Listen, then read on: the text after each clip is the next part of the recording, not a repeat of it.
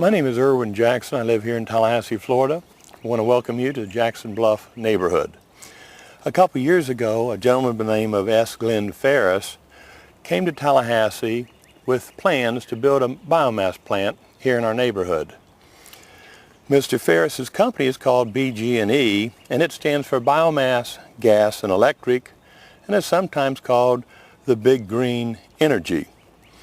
His plans were supported by T.K. Weatherall, who's the president of Florida State University, and was also supported by our mayor, John Marks. This threesome would later be called the Triangle of Deception and Greed. Common sense suggested to me that building a biomass plant in our neighborhood was not a good idea. However, there was only one elected official who initially questioned the location of this plant, and that was County Commissioner Bill Proctor. As we continue to ask questions, we've heard more and more concerns regarding this project.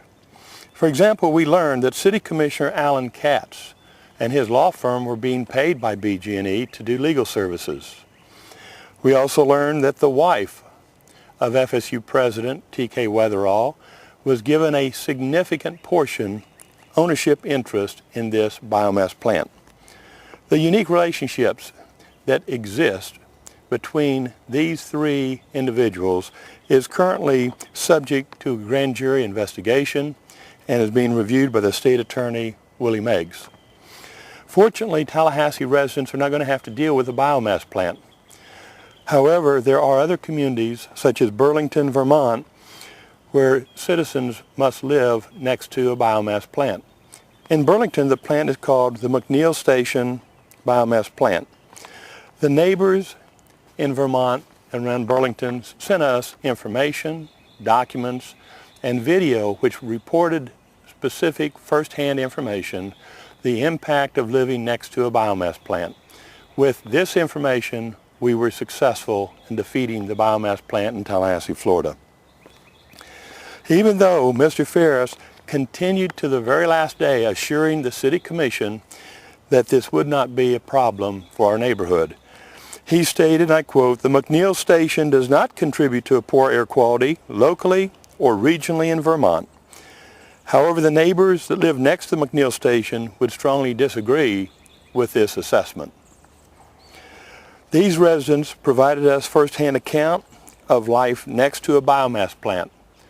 So let's just take a moment, let's listen and learn the truth, the words spoken by the residents that live next to the McNeil Station biomass plant.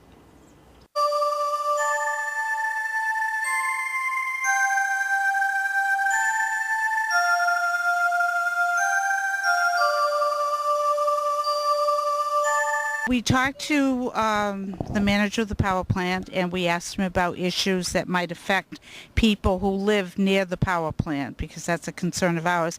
And he assured us that there were a few problems, but they've all been resolved.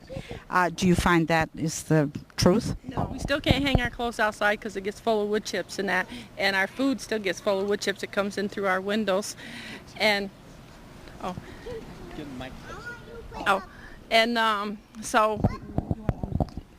so we have health problems too, because some of them have asthmas, gotten asthmas. Like, we've had a parent that moved in here that came down with asthma and stuff and that, but then once they moved out, it cleared right up because it was caused from the McNeil. Because when they dump, you had the wood chips and the dust in that flies up, and it keeps coming up here. So, and you can tell them, and it gets all over your cars and everything. We noticed the odor the minute we drove in the yard. Now, he told us that was from the compost pot. Some of it's from the compost, but the other's from the wood chip plant. You can tell the difference from which is which, and today it's from the wood chip plant. It's not from the compost. Well, you get the noise from the cars there when they shake them, and it gets dumped in that, because you can hear the train cars coming, and then you hear the backhoes, or that's what you call them, backing up in that, and the horns and stuff. You do get noise from McNeil. And then when they come on, you get this big sound in that, and they say that's supposed to be normal. It's supposed to last for about 10 minutes, but it lasts for like a half hour to 45 minutes. Is this like early in the morning? No, all times. It depends on when they have to go up running and that, so then they turn it on, and then that's when you can hear the the machines in them when they come on, and it's loud. That's what I'm trying to think compared to. Would it sound like a jet engine to you, or?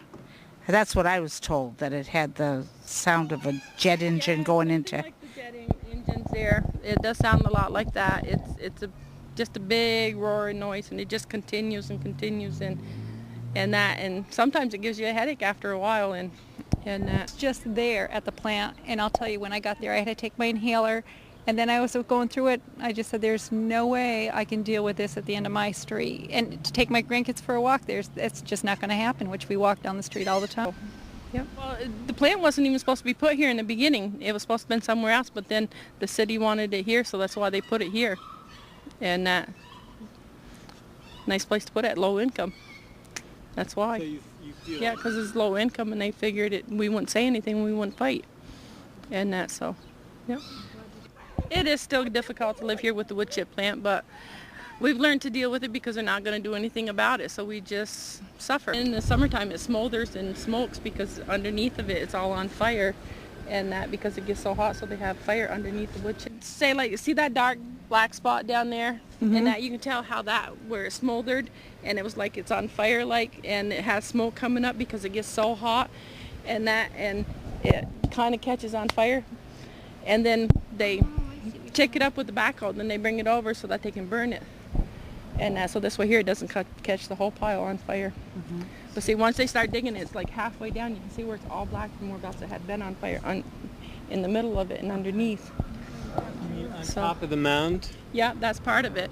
Yeah, but underneath it, you can see whereabouts it's real black when they do start digging it up, and it catches and it starts smoking.